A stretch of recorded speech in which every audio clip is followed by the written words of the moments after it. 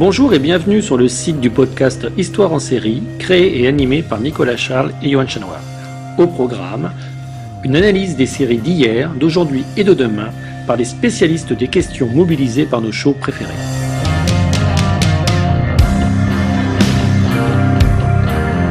Histoire en série, c'est le podcast qui met en relation histoire, sciences humaines et séries.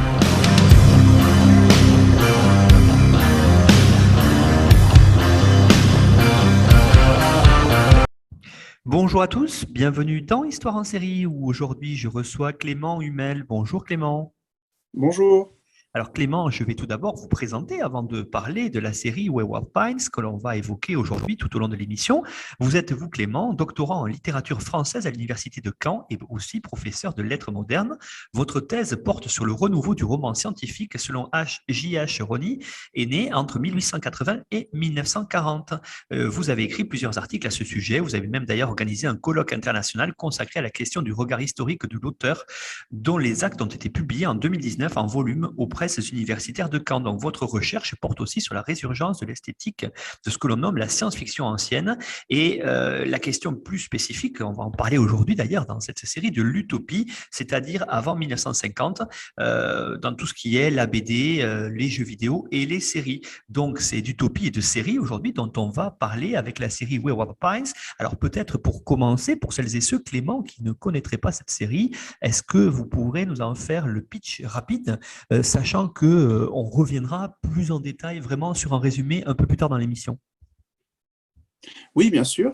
Alors très rapidement, moi j'aime bien présenter cette série Wayward Pines comme une sorte de Twin Peaks du pauvre, c'est-à-dire que on va y revenir, il y a beaucoup d'influences à l'origine de cette série, mais c'est vrai qu'un peu comme Twin Peaks, on a un enquêteur d'un service secret qui arrive dans une ville, Wayward Pines, donc une ville enclavée dans des pins, dans une forêt de pins, et puis il doit résoudre une enquête. Donc ça commence à peu près de la même façon que Twin Peaks, mais bien évidemment, là, le mystère va être un petit peu différent, et c'est justement ce mystère qu'on va devoir un petit peu évoquer aujourd'hui. Alors avant de peut-être de parler des influences, vous avez parlé notamment de Twin Peaks, on va voir qu'il y en a d'autres, peut-être revenir en premier, Clément, comme première thématique, définir ce qui est un de vos centres d'intérêt, pour vos recherches en tout cas, c'est la notion d'utopie littéraire. Qu'est-ce que c'est peut-être développé autour de cette thématique-là ? Oui, alors l'utopie, alors c'est un sujet très très vaste, en particulier en littérature, sans refaire un historique du sujet. Alors bon, évidemment, on peut remonter à l'utopie de Thomas More, mais c'est vrai que de manière générale, considérons l'utopie comme bien, un monde imaginaire. Alors, j'y reviendrai un petit peu tout à l'heure pour présenter Wayward Pines, mais c'est vrai que pour aujourd'hui, alors aussi pour simplifier un peu le propos, j'aimerais qu'on considère le mot utopie comme une sorte de catégorie, un grand ensemble qui va ensuite avoir plusieurs déclinaisons. Donc évidemment, utopie, monde imaginaire, un lieu qui n'existe pas. Quand on parle d'utopie, souvent on pense à un monde idéal, idéalisé, et donc c'est ce que certains nomment plus précisément une utopie. Donc on a une première déclinaison.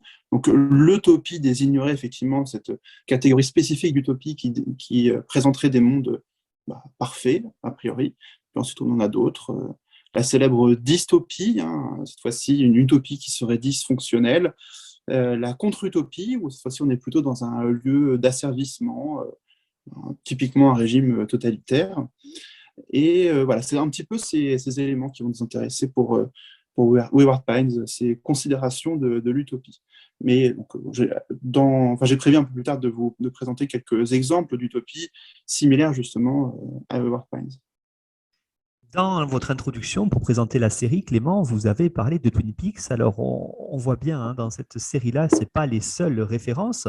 On a par exemple Le Prisonnier, dont on a fait l'émission avec Natasha Vazdeir. Par exemple, il n'y a pas que ça. Qu'est-ce qu'on a comme vraiment influence sérielle et télévisuelle dans la série ? Alors, eh bien justement, je trouve qu'en regardant Twin Peaks, on a en fait des influences très marquées dans les années 90, puisque, à l'exception évidemment du Prisonnier, qui est plus ancien, mais au-delà de Twin Peaks, on retrouve en fait l'idée tout comme dans Le Prisonnier, l'idée d'une ville qui observe ses citoyens, qui l'observe, qui les contrôle même, une espèce d'autorité invisible, incarnée dans un shérif tyrannique.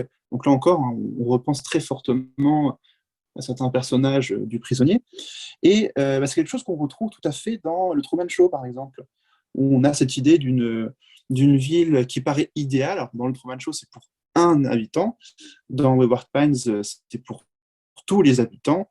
Qu'est-ce qu'on découvre, comme dans le Truman Show, la vérité. Et en parlant de vérité, justement, même si la référence est moins marquée, avec la première saison de Wayward Pines, notamment la première partie, les 4-5 premiers épisodes, on a l'idée en fait que la vérité est ailleurs. Et il est impensable de regarder cette série effectivement sans penser à cette fameuse série où on a encore d'ailleurs des figures d'enquêteurs qui essayent de dévoiler un mystère massif, presque gouvernemental, c'est X-Files. Et même si voilà, la référence à X-Files n'est pas non plus extrêmement évidente dans Wayward Pines, je pense qu'on se retrouve un petit peu au milieu justement de toutes ces références cinématographiques, audiovisuelles, X-Files, le Truman Show, Twin Peaks évidemment, et puis en horizon, effectivement, le prisonnier. Peut-être, Clément, il est temps maintenant d'évoquer avec les auditeurs un résumé peut-être plus détaillé, en tout cas, de cette série-là, parce qu'on va voir, c'est très intéressant de bien comprendre pas à pas là où vous voulez en venir pour développer autour de cette série. Alors, on prévient tout de suite les auditeurs et les auditrices, hein, si vous n'avez pas vu la série, Clément va spoiler, mais là, je pense que pour les bienfaits, en tout cas, de votre démonstration, on ne peut pas faire autrement.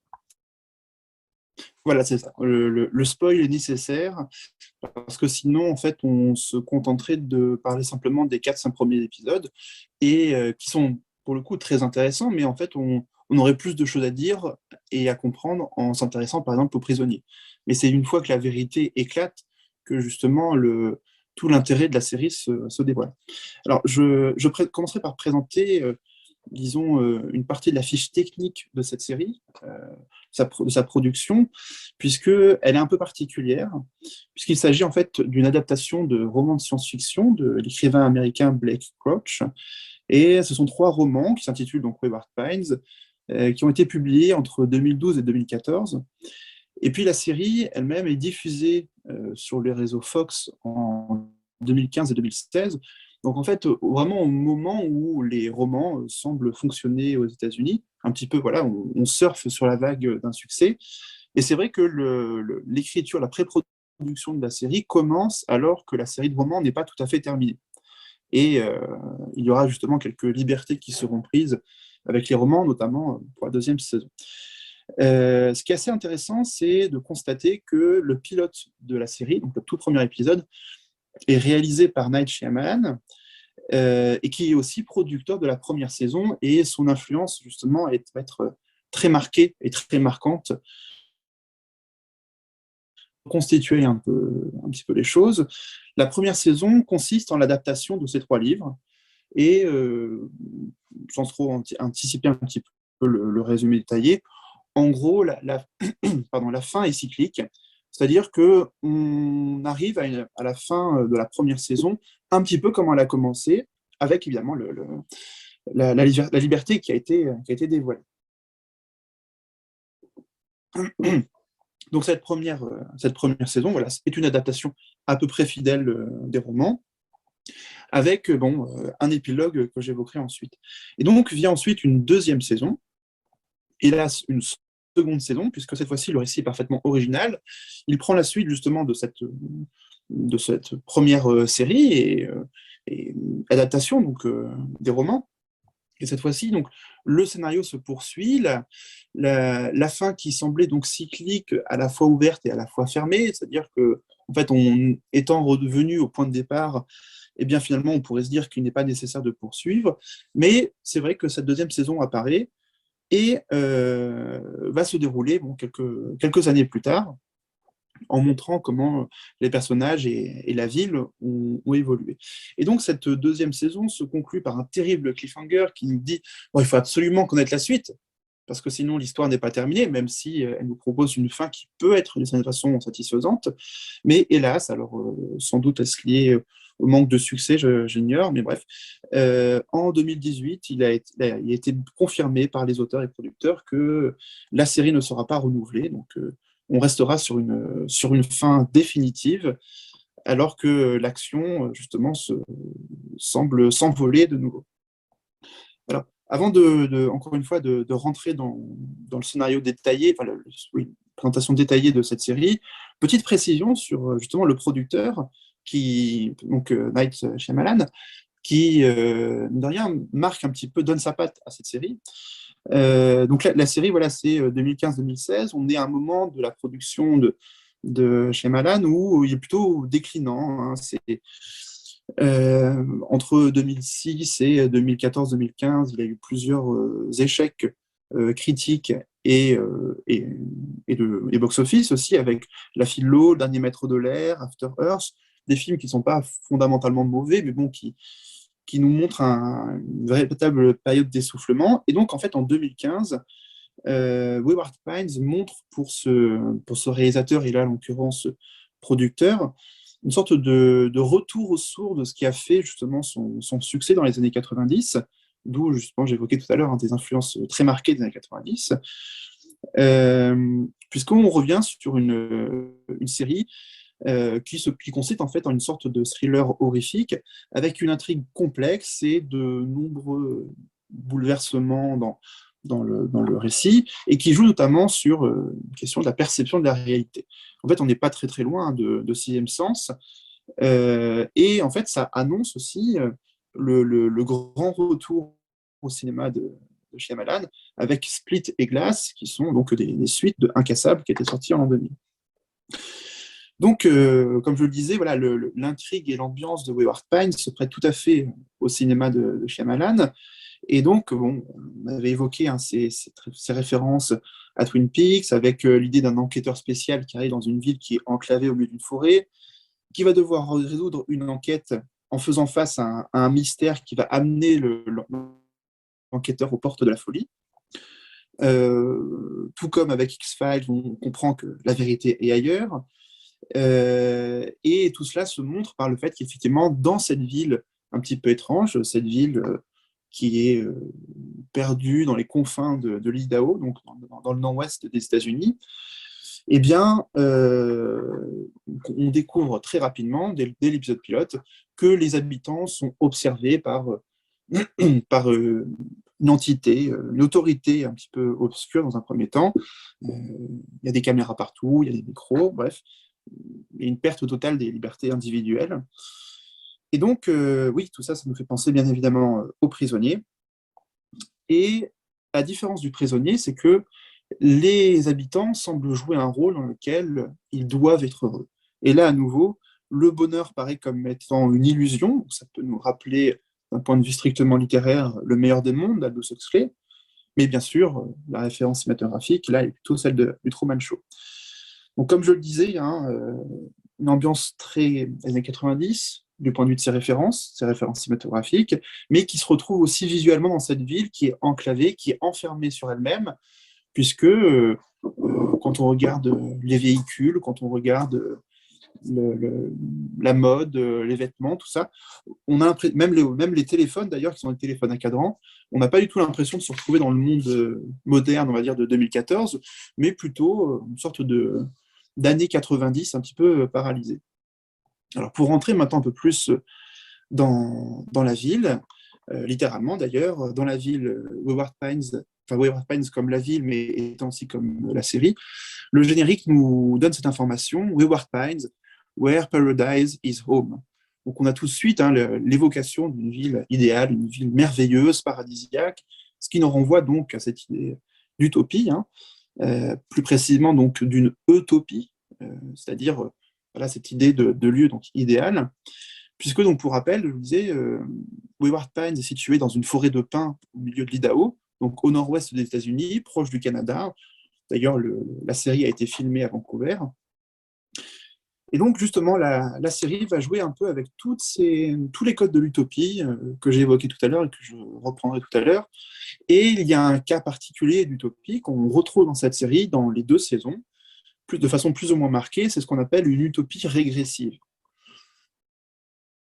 Venir à ce stade d'idéal de la société, cette société parfaite, où tous les gens sont heureux, ou en tout cas on donne l'illusion d'être heureux, il y a cette idée qu'il est nécessaire de décomplexifier les codes sociaux, les relations entre les individus. Je pense que si cette ville nous montre une ambiance très 90s, c'est qu'en fait, il est aussi nécessaire donc, de simplifier tout cela, de réduire même les progrès technologiques et culturels. D'ailleurs, il n'y a pas de cinéma dans la ville, il n'y a pas de théâtre, il n'y a pas de télévision, ou alors c'est pour passer juste des informations, il n'y a pas de programme culturel. Donc on revient à un état de la société qui paraît en fait presque féodal, où justement les rôles sont très marqués, les fonctions des habitants sont tout à fait identifiées.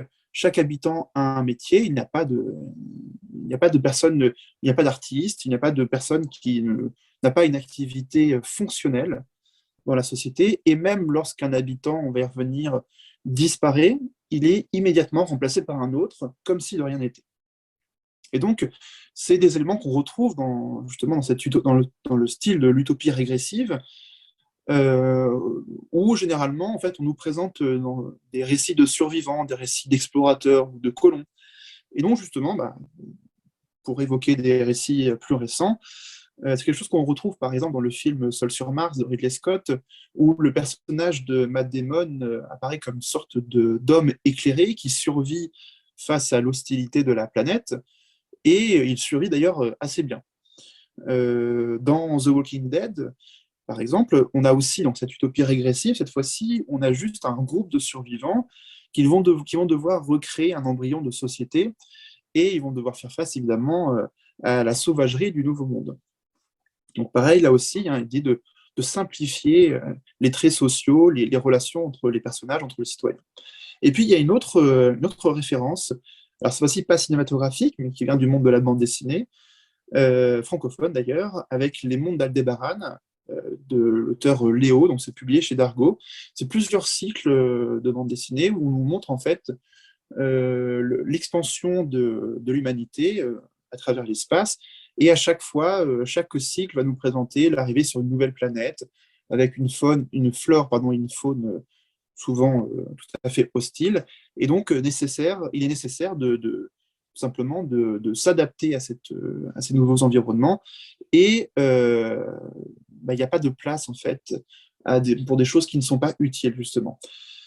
Il est vraiment nécessaire dans les mondes d'Aldébaran, et d'ailleurs finalement comme dans Wayward Pines, j'anticipe un petit peu la suite, il est nécessaire de voir des colons qui s'installent donc, sur ces planètes, qui doivent s'adapter socialement et créer surtout en peu de temps une société fonctionnelle. Et c'est tout à fait ce qui va se passer dans Wayward Pines. Et un autre élément aussi qui est important avec cette série, c'est qu'elle nous présente aussi un monde truqué. Et là, on va y revenir plus précisément dans le résumé détaillé de la série. C'est un monde truqué, c'est-à-dire que, certes, il s'agit d'une utopie, en apparence, mais en fait, cette ville, qui est donc une ville de fiction, la ville de Wayward Pines n'existe pas réellement, tout comme Twin Peaks, elle paraît réelle, mais en fait, dès le premier épisode, on nous montre des éléments qui nous font comprendre qu'il y a l'existence de coulisses. Alors bien sûr, on retrouve l'idée de l'observation continuelle de citoyens, mais on a l'impression qu'il y a des artifices scéniques qui sont disposés ça et là dans la ville, qui vont nous faire comprendre progressivement que la ville apparaît comme une sorte de gigantesque théâtre à ciel ouvert, avec des acteurs. Alors certains acteurs font partie d'un staff, et puis d'autres, ce sont tout simplement les citoyens qui jouent une sorte de chorégraphie qui est dictée par certaines règles. Et donc, en explorant le monde, les personnages, comme le spectateur d'ailleurs, se rendent compte de son côté artificiel. Finalement, l'illusion de la ville n'est pas tout à fait parfaite. Et justement, cette imperfection nous montre que c'est bien qu'elle a été créée par l'homme. Et c'est quelque chose qu'on retrouve tout à fait dans le Truman Show, et puis dans une moindre mesure aussi dans Matrix, tout simplement avec l'idée on se rend compte que des fois il y a des bugs dans la matrice.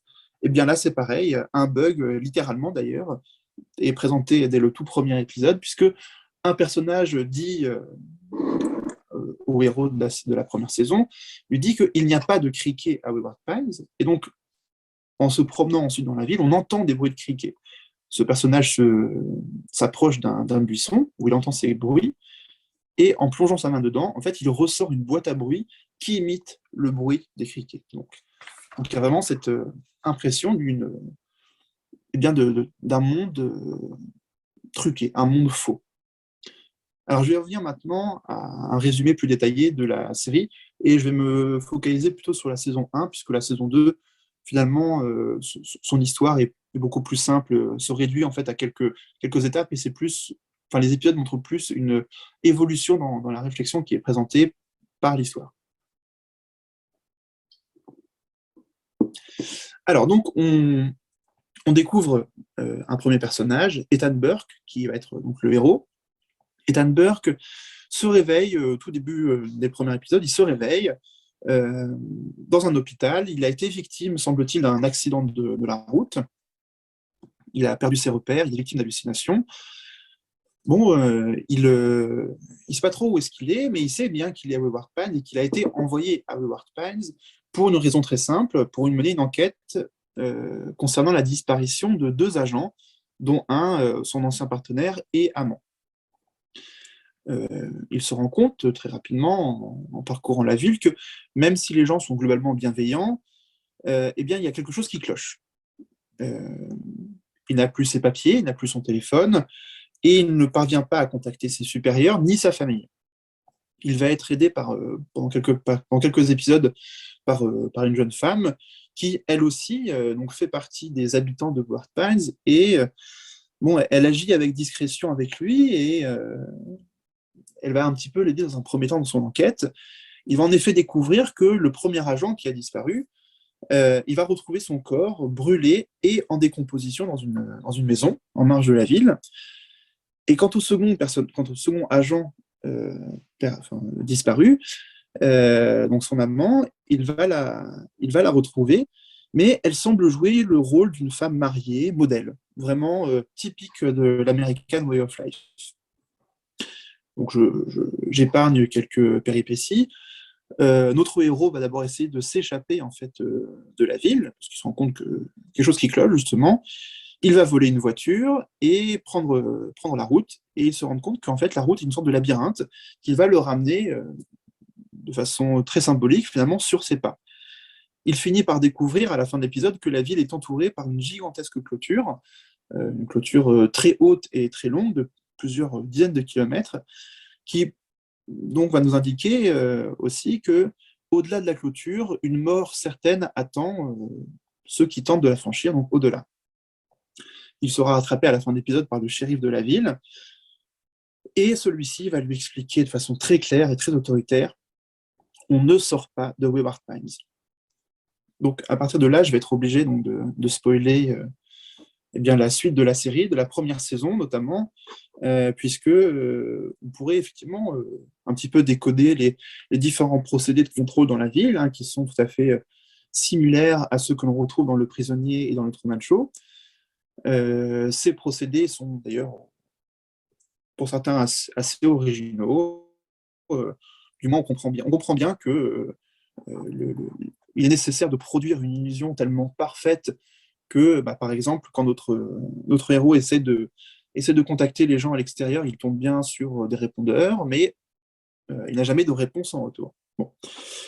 Mais là, par contre, voilà, il faut connaître la vérité, hein, puisque la vérité, évidemment, elle est ailleurs. Mais là, enfin, d'habitude, elle est ailleurs, mais là, elle est présente. Il faut la comprendre pour tout à fait identifier ce qui est en jeu dans le récit. Donc, les épisodes suivants vont montrer que le bonheur des citoyens, bien sûr, est de façade. Plus on regarde de près, plus on se rend compte de ces différentes incohérences, hein, comme l'exemple des criquets que j'évoquais tout à l'heure. Et plus précisément, en fait, c'est la peur qui fait rentrer tout le monde, tous les citoyens dans le rang. La peur, c'est celle du shérif. C'est un shérif qui est tyrannique, qui est violent, et qui fait appliquer une loi extrêmement sévère. Tout simplement, les citoyens qui n'obéissent pas aux règles sont tués de façon très brutale, et surtout, tout le monde doit assister à ces mises à mort.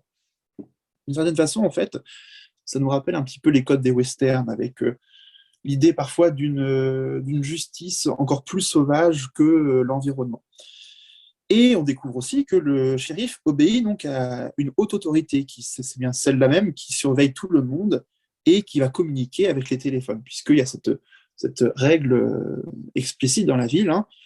Lorsqu'un téléphone sonne, on doit répondre. Et ce ne sera jamais un autre citoyen, un citoyen qui en appelle un autre, ce sera toujours les gens dans les coulisses, en fait, qui appellent. On a donc l'exemple d'un citoyen, voilà, qui va agir de travers. Et donc, lorsque l'on fait quelque chose qui ne correspond pas aux règles, typiquement le fait d'évoquer l'idée que cette ville est un monde truqué, eh bien, il faut être puni. Et donc, la punition vient après une dénonciation nécessaire. C'est-à-dire que quand un citoyen fait une bêtise, il sera puni, mais ceux qui ont été témoins de cette bêtise seront punis s'ils ne dénoncent pas. Donc, il y a vraiment l'idée d'une sorte de réseau d'interconnexion. La seule façon d'être tranquille à Wayward Pines, c'est non seulement de suivre les codes, mais aussi de dénoncer ceux qui ne les suivent pas. Et évidemment, ça peut évoquer d'un point de vue historique certains souvenirs traumatisants du XXe siècle, mais c'est justement ce avec quoi joue beaucoup la série, et en particulier d'ailleurs dans la saison 2. Donc,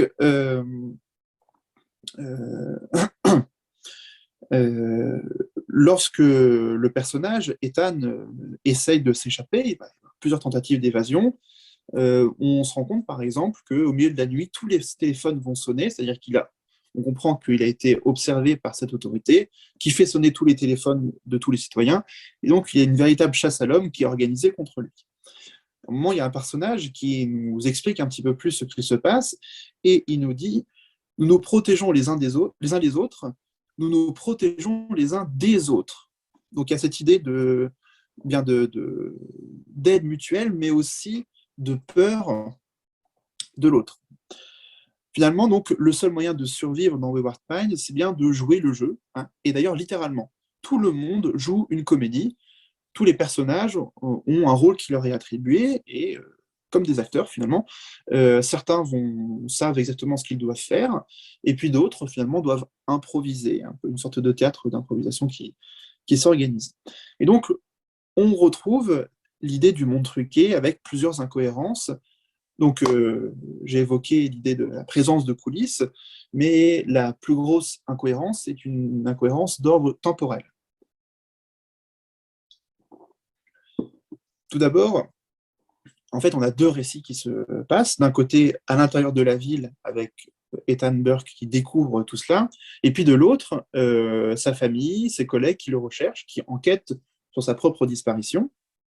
Et en fait, au bout d'un moment, on se rend compte que dans Wayward Pines, on est plutôt à la fin de l'été, au début de l'automne, alors qu'à l'extérieur, on est en hiver. Il y a vraiment la présence de neige, alors que seulement quelques kilomètres séparent ces deux univers. Par exemple, on va se rendre compte aussi plus précisément qu'un personnage nous dit qu'il habite à Wayward Pines depuis à peu près 1 an, et ce personnage est pourtant arrivé dans la ville pour mettre à jour les ordinateurs avant le bug de l'an 2000. Autrement dit, pour ce personnage, on est en l'an 2000, disons au 2000-2001. Concernant l'autre agent qui a disparu, donc on sait qu'il a disparu depuis 5 semaines, et pourtant, physiquement, le personnage a vieilli, a changé radicalement de coupe de cheveux.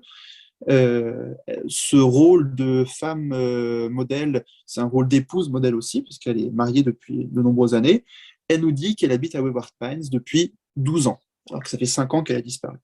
Bref, il y a donc une incohérence temporelle très très forte, puisque voilà, pour notre héros et pour nous, l'histoire se situe en 2014. Et donc pour certains personnages, l'histoire semble se situer en 2000 et d'autres en 2026.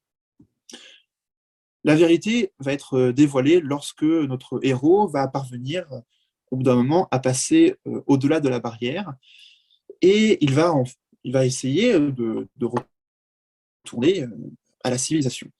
Et en lieu et place de civilisation, il va découvrir une forêt gigantesque. Donc là, on est tout à fait dans les codes d'ailleurs de l'utopie. Une forêt gigantesque, donc un mur infranchissable. Et en avançant dans les bois, il va découvrir les ruines d'anciennes villes et surtout la présence de terribles prédateurs humanoïdes. Il sera sauvé in extremis par les agents des coulisses et on va donc lui expliquer la vérité que sans doute le spectateur commence déjà à comprendre à ce moment-là. Eh bien, notre civilisation a disparu il y a presque 2000 ans et le récit se passe donc en 4028. Et donc là, c'est une première grosse révélation qui correspond dans les romans à la fin du premier volume. Et une fois cette découverte faite, on comprend que, en fait, Wayward Pines, c'est une sorte de dernier bastion de l'humanité, ou plus précisément, une sorte d'arche. En 4028, il n'y a plus d'hommes, à part dans Wayward Pines, et ces fameux humanoïdes que l'on a vus précédemment, eh bien, ils ont peut-être un lien avec cela. Donc, on nous explique un petit peu ce qui s'est passé à la fin des années 90 et au début des années 2000, et dans le temps présent d'ailleurs de notre personnage. Un scientifique nommé David Pilcher, qui va réapparaître, avait prévu l'effondrement de la société, l'effondrement de l'humanité, l'effondrement bien sûr culturel, mais il est aussi tout à fait relève du point de vue aussi de l'évolution, l'effondrement écologique. Il y a un sous-texte très fort à ce niveau-là dans la série, notamment dans la première saison.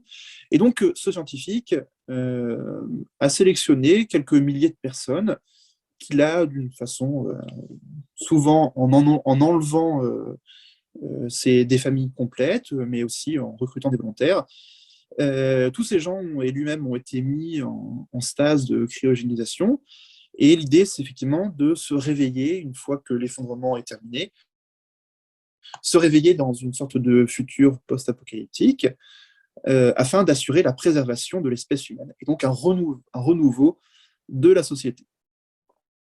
Donc on est tout à fait dans quelque chose qui ressemble au déluge. Les humanoïdes qu'on avait pu croiser précédemment sont nommés des abysses, autrement dit des descendants de pervertis, dégénérés de l'espèce humaine. Donc ce sont vraiment nos descendants qui auraient subi des mutations.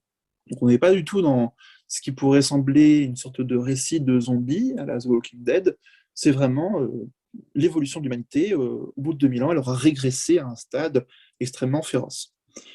Donc face à cette vérité, Ethan Burke, notre héros, va comprendre en fait sa mission et pourquoi il fait partie des sélectionnés de Wayward Pines. Il va devoir devenir le nouveau shérif, il va devoir protéger les habitants d'eux-mêmes. Donc on est tout à fait, à ce moment-là, dans l'exemple de la contre-utopie, c'est-à-dire qu'on a une inversion des valeurs, les gentils deviennent les méchants et inversement, puisque les résistants qui ont pu l'aider deviennent en fait cette fois-ci des terroristes. Ils ont l'ambition de détruire la barricade qui protège en fait l'humanité des abysses. Sauf que s'ils le font, en fait, eh bien, tout le monde va mourir. Mais ça, les habitants de Wayward Pines l'ignorent. Donc, à l'inverse, l'autorité contraignante, une autorité dystopique, devient un mal nécessaire et, suite à la mort du premier shérif, Ethan Burke va être lui-même l'incarnation de ce mal nécessaire. On nous explique aussi que les gens de la ville font partie d'un deuxième groupe d'expérimentation, car le premier s'est justement autodétruit une fois que les gens ont connu la vérité. Autodétruit, c'est-à-dire tout simplement des suicides collectifs, le désespoir prend beaucoup trop de monde, et finalement, ça ne sert à rien de vivre dans une telle situation. Et donc, c'est pour ça que cacher la vérité devient une nécessité. Vraiment, en cachant la vérité, on protège les gens d'eux-mêmes. Donc, David Pilcher explique à notre protagoniste et donc à nous-mêmes qu'il est nécessaire, et ce mot nécessaire revient très très souvent dans la série, il est nécessaire de laisser les adultes dans l'illusion, puisqu'ils ne seront pas capables de s'adapter à cette vérité. Et à l'inverse, l'esprit des enfants est un esprit plus malléable. les enfants sont plus capables de s'adapter, d'accepter la réalité. Et donc, les enfants de Wayward Pines sont nommés la première génération. Et on comprend bien que, en fait, la vérité sera dite aux enfants de la première génération. Et au bout de quelques décennies, lorsque les adultes, enfin les anciens adultes auront tous péri, voilà, la première génération sera au pouvoir, elle saura la vérité et tout le monde aura sa vérité. Donc, il y a l'idée d'un mal nécessaire, mais ce mal ne durera que quelques décennies. Et donc, à partir de cette grande révélation, la saison 1 va se poursuivre en fait avec 2 récits. Dans un premier temps, on suit Ethan Burke qui essaye d'identifier et arrêter les résistants, considérés cette fois-ci comme des terroristes. Il va devoir donc arrêter ses adultes, il va devoir protéger le secret, bien évidemment, mais aussi il n'a pas l'ambition de poursuivre de la même façon que le premier shérif. Lui, il veut changer ses méthodes brutales, il veut stopper les mises à mort, et on montrera justement comment cela fonctionne. Et puis donc l'autre récit, c'est tout simplement une focalisation faite sur les enfants de la première génération et la façon surtout dont l'école gérée par des adultes éclairés, ceux qui ont la vérité, va embrigader cette jeunesse. En effet, les enfants sont encouragés à procréer dès leur jeunesse, dès leur puberté, et cette procréation se fait même avec une sélection eugénique. Ils sont aussi entraînés à prendre le pouvoir sur les adultes. Dans la deuxième saison, j'anticipe un petit peu, la première génération est au pouvoir et il y a vraiment une fracture nette entre, d'un côté, les vrais citoyens, donc la première génération, et les adultes qui sont des citoyens avec un petit peu moins de droits. On apprend aussi dans la fin de la première saison que derrière les caméras, il y a quand même des questions éthiques qui se posent. Donc cette haute autorité désincarnée, en fait, nous-mêmes, on découvre les coulisses, on découvre les gens qui font ça, tout comme on voyait d'ailleurs dans The Truman Show. Et les gens qui s'occupent de protéger la ville se demandent si ce qu'ils font est bien. Faut-il agir ainsi malgré l'impérieuse nécessité? En fait, c'est la grande question éthique qui se pose. Les gens qui enfreignent les lois sont punis, mais finalement, est-ce nécessaire, est-ce moral? Qu'est-ce qu'une vie pour sauver Wayward Pines? C'est une question qui est posée par un des personnages. La question fondamentale est en fait la suivante. La survie de l'espèce mérite-t-elle de faire de si grands sacrifices moraux? Et donc, j'en reviens un petit peu à la fin de la première saison.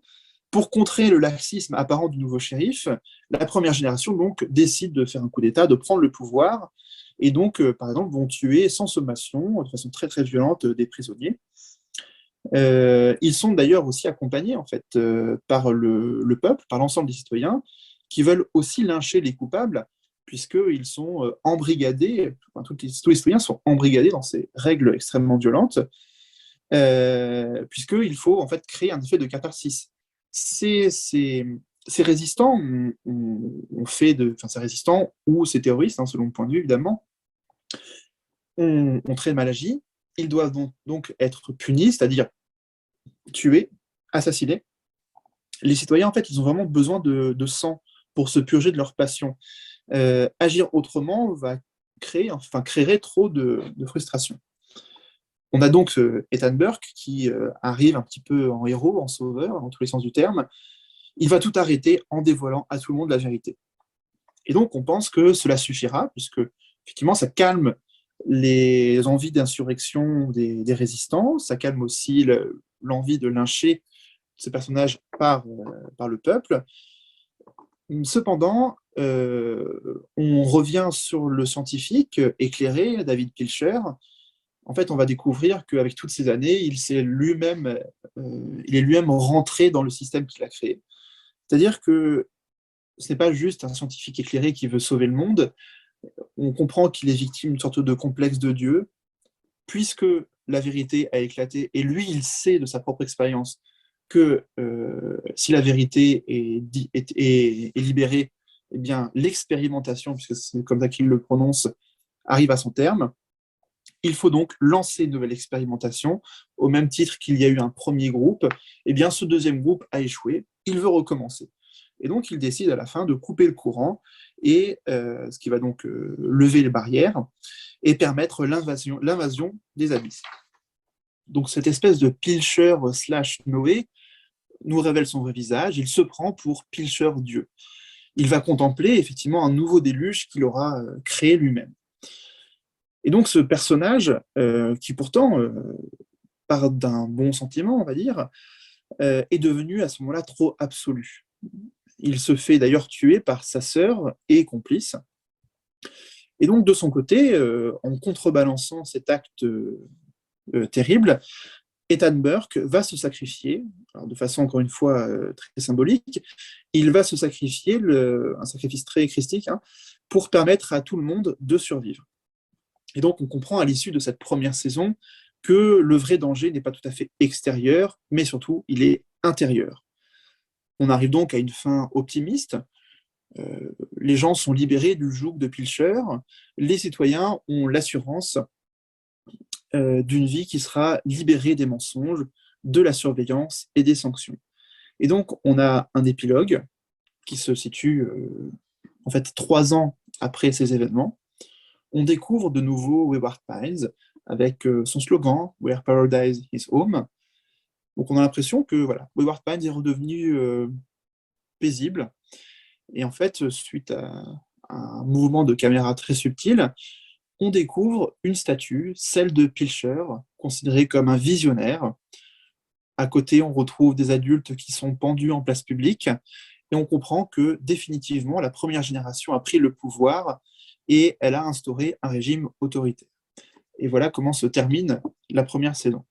Merci beaucoup Clément pour cette longue présentation. C'est vrai qu'il y a beaucoup de choses à dire et effectivement beaucoup de thématiques très intéressantes que vous avez commencé à aborder dans ce résumé. Alors j'aimerais peut-être maintenant qu'on voit quelque chose d'essentiel, c'est-à-dire voir ce qu'il y a en arrière-plan, voir quelque part ce sous-texte religieux qui semble transpirer dans cette série Wayward Pines.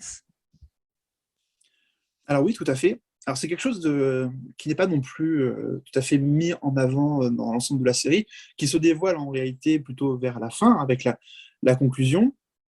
On nous présente dans un premier temps ce scientifique éclairé, David Pilcher, où une fois que nous-mêmes avons la vérité, eh bien, il y a un ensemble de flashbacks qui nous montrent comment il a pu, dans notre temps présent, comment il a pu créer un petit peu tout cela, comment Wayward Pines s'est fondé, d'où est-ce que ça procède.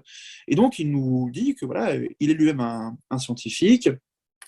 Alors un scientifique qui n'a pas été, qui a prévu cet effondrement, qui n'a pas été cru par ses contemporains, et il se dit finalement, comme on retrouve un petit peu dans un roman de René Barjavel qui s'intitule Le diable l'emporte, on retrouve donc cette idée de bon bah personne ne me croit, et bien tant pis, je vais le faire moi-même. Alors, il explique qu'il est milliardaire, qu'il a des moyens illimités, et il les met en œuvre justement pour construire son arche. Et dans un premier temps, Wayward Pines n'est pas considéré comme une arche, mais comme un bastion, en fait, comme une façon simplement de protéger l'humanité d'elle-même. Et cette fois-ci, on est plutôt, finalement, du point de vue d'une sorte de philosophe éclairé, un petit peu comme les Lumières, parce qu'il réfléchit très sincèrement et très honnêtement à l'idée non seulement bien sûr de sauvegarder l'humanité en tant qu'espèce, mais aussi de sauvegarder notre culture, les citoyens qu'il a sélectionnés. Alors bien sûr, il y a la question de l'eugénisme, mais les citoyens qu'il a sélectionnés sont, de son point de vue, les meilleurs de l'humanité. Donc il n'est pas du tout question de devenir une sorte de tyran mégalomane comme il est à la fin. Mais justement, quoi qu'il en soit, c'est quelque chose que nous montrent la plupart des récits post-apocalyptiques, et en particulier quand il y a une figure de scientifique, de savant, qui se présente ici comme un savant démiurge, c'est-à-dire créateur, c'est que eh bien, il y a ce glissement progressif une sorte de déité, en fait. Pilcher, à la fin, se prend pour Dieu, et il dit lui-même qu'il va créer un nouveau déluge, que Wayward Pines est son arche, et que finalement, non, il n'est pas Noé, il n'est pas celui qui a fabriqué la ville pour sauver l'humanité, il est celui qui, dans un second temps plutôt, décide de recommencer, remettre à zéro l'humanité selon son bon vouloir. Et donc voilà, il est démiurge, il est tout puissant, mais comment est-ce que cela est arrivé? Eh bien, moi je l'interprète de par l'omniscience, une sorte de super pouvoir qu'il a obtenu avec l'observation généralisée des citoyens. Il décide ce qui est mieux pour tout le monde, et encore une fois, c'est quelque chose qu'on retrouve très fortement dans The Truman Show. Il décide de ce qui est mieux pour tout le monde, mais en réalité, c'est un homme qui joue avec des figurines. Et d'ailleurs, quand on regarde le générique des 2 saisons, même si c'est un petit peu différent, dans les 2 cas, la ville est présentée un petit peu avec comme si c'était des Playmobil, en fait, un jeu de maquette. Voilà. Donc Pilcher se prend pour Dieu. Il y a ce sous-texte religieux qui s'impose à la fin de la première saison et qu'on retrouvera d'ailleurs en fait dans la 2e saison. Alors même si lui a disparu, eh bien justement la 2e saison nous voit l'apparition d'un nouveau héros qui va en gros avoir la même fonction que Ethan Burke. Alors il ne sera pas shérif, mais il sera chirurgien, et ce personnage a un nom programmatique puisqu'il s'appelle Théodore Yedlin. Alors Yedlin, effectivement, c'est une consonance très, très judaïque, et puis Théodore, Théo, veut dire littéralement Dieu, en fait. Et donc ce personnage, qui lui, comme Ethan Burke, essaie un petit peu de résister à la ville elle-même, progressivement, il va glisser vers une sorte de sauveur. Alors là, c'est plus messianique, une sorte de sauveur. Bon, évidemment, c'est une série très christique, et je pense que c'est partie des références d'ailleurs de Chien Malade, mais bon, on s'égare un petit peu. Donc ce personnage, voilà, il est messianique, même s'il ne veut pas faire le bien, mais bon, c'est aussi ce qu'on retrouve chez beaucoup de messies, beaucoup de prophètes. Il veut sauver tout le monde, mais il ne veut pas être le dirigeant. Mais il le sera par la force des choses. Et alors, bon, la fin de la saison 2, on a ce personnage qui devient un peu, suite à un accident, il devient le nouveau chef de Wayward Pines. Il va devoir à son tour sauver tout le monde. Et cette fois-ci, il est réellement Noé, c'est-à-dire que il va falloir, il n'y a plus de personnes avec un complexe de Dieu, il va falloir sauver les habitants de Wayward Pines d'une nouvelle invasion des abysses, et il le fera donc en rentrant dans l'arche. Et il y a même une phrase qui est très drôle en français. Il s'adresse à tous les citoyens et il dit « rentrons dans la montagne », parce qu'en fait, c'est dans la montagne que sont les coulisses. Et bon, on peut aussi se dire, est-ce que ce personnage n'est pas aussi une sorte d'Abraham, avec toute la dimension, encore une fois, religieuse, toute la présence d'un Messie qui va dans la montagne un prophète, pardon, qui va dans la montagne pour recevoir les tables de la loi. Donc, voilà, il y a aussi ce sous-texte qui se retrouve dans la saison 2. Bon, de façon peut-être un peu plus grossière, c'est vrai, mais voilà, on a quand même un chirurgien qui est là pour sauver les gens, pour empêcher les gens de mourir. Et voilà, bref, c'est un élément du sous-texte religieux que je trouve assez intéressant dans la série. Clément, peut-être aussi une autre idée de sous-texte que l'on peut voir transparaître, vous l'avez dit, avec cette idée que l'humanité aurait tendance, d'après la série, à disparaître, à ne rester que dans cet espace bien défini. D'où la question qui est sous-jacente. Est-ce que le roman et la série ne parlent pas d'une certaine, on va dire, nécessité de disparition de l'homme pour le bien-être de la planète, quelque part? Et oui, tout à fait. C'est toute la difficulté de cette saison 3 qui n'existera pas. Puisqu'en fait, pour dire rapidement, la saison 2, je vais éviter cette fois-ci de la spoiler, pour le plaisir des spectateurs. Dans la saison 2, on fait face à ce qu'on pourrait considérer comme une sorte d'oubli de l'histoire. C'est-à-dire que les jeunes de la première génération sont nés à Wayward Pines. Et puis, il y a une règle fondamentale qui est de ne pas penser au passé. Et ne pas penser au passé, c'est aussi ne pas étudier l'histoire, notamment, évidemment, en ce qui nous concerne, l'histoire du XXe siècle. Et donc, la mise en place d'un régime autoritaire n'est évidemment pas sans faire penser au régime autoritaire en Europe dans les années 30, notamment, évidemment, notamment l'Allemagne nazie ou l'URSS de Staline. Et ce qui est intéressant d'une certaine façon, c'est que ces jeunes de la première génération qui ont pour un personnage qui les domine, qui se présente comme un chef, du nom de Jason Higgins. Ces méthodes sont des méthodes autoritaires, totalitaires même, et pourtant, il n'y a pas d'idéologie. C'est-à-dire qu'il y a cette idée de mal nécessaire. Il faut avoir un régime fort, puissant, pour survivre.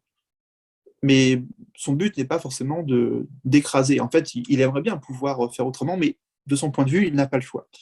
Et donc, les adultes, ceux qui connaissent l'histoire, en fait, font de très nombreuses remarques tout au long de la saison 2 en disant mais on est en train de reproduire quelque chose qui s'est déjà passé. Et ce mal nécessaire, est-ce que ce ne serait pas finalement un mal tout court? Et donc, oui, en ce sens, il y a plusieurs personnages qui préfèrent mettre fin à leur jour. Alors, pas comme dans la première saison où on se dit il n'y a pas d'espoir pour la survie de l'espèce humaine. Là, dans la deuxième saison, c'est plutôt si, quand bien même l'espèce humaine parviendrait à survivre, eh bien, dans quelles conditions se ferait cette survie? Et finalement, est-ce que ce ne serait pas juste une répétition du passé qui a donc été oublié? Et est-ce que cela se ferait-il finalement en une sorte de négation de ce que c'est que l'humanité?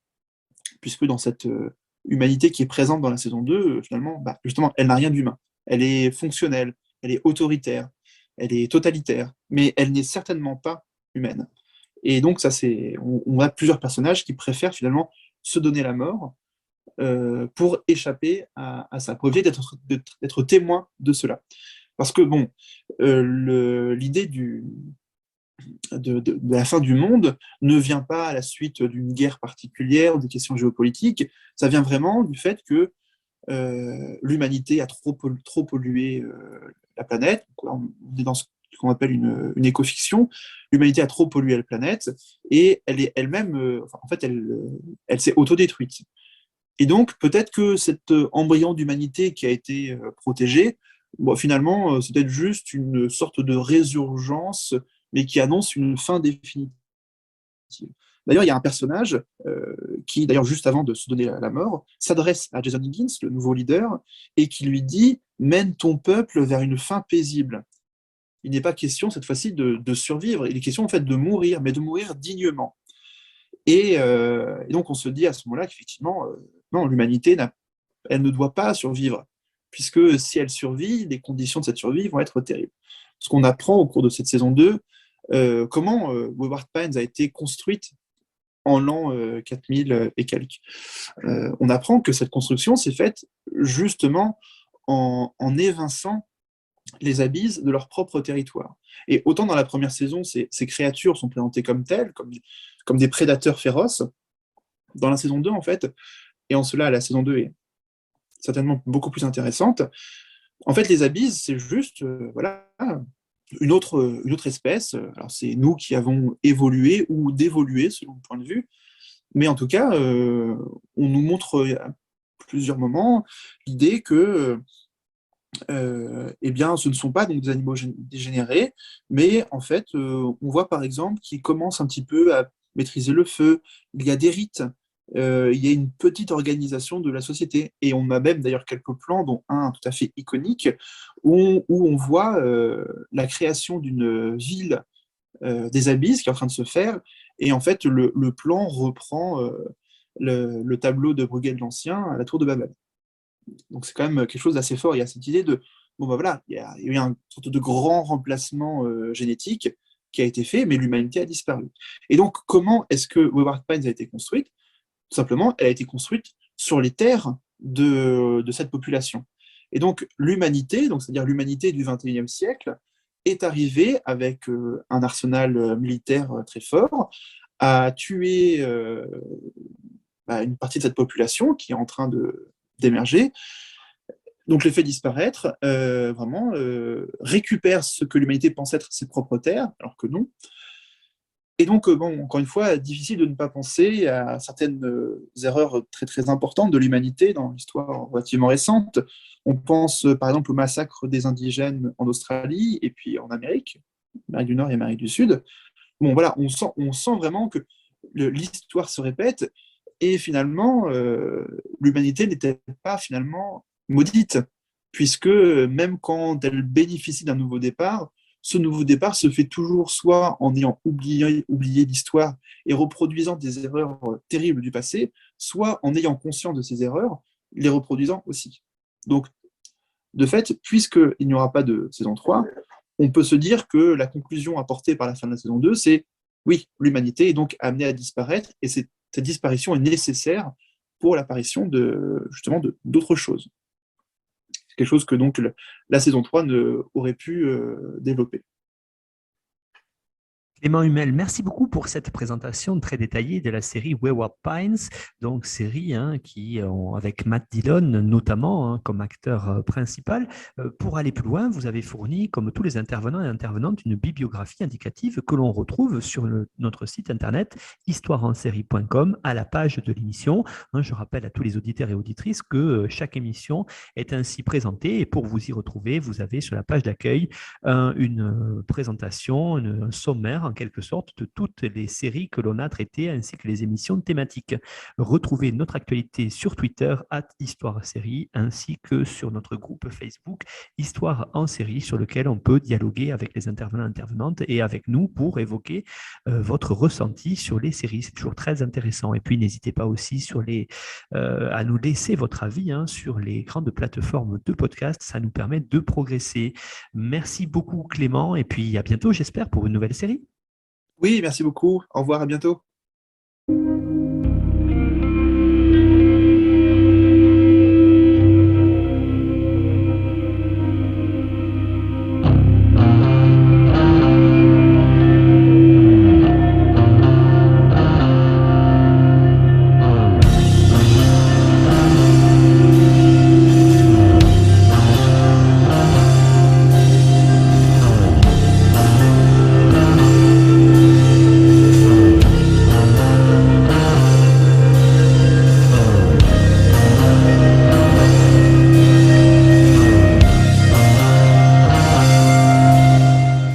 Retrouvez-nous sur Twitter @Histoire en série pour connaître le programme à venir ainsi que des conseils bibliographiques.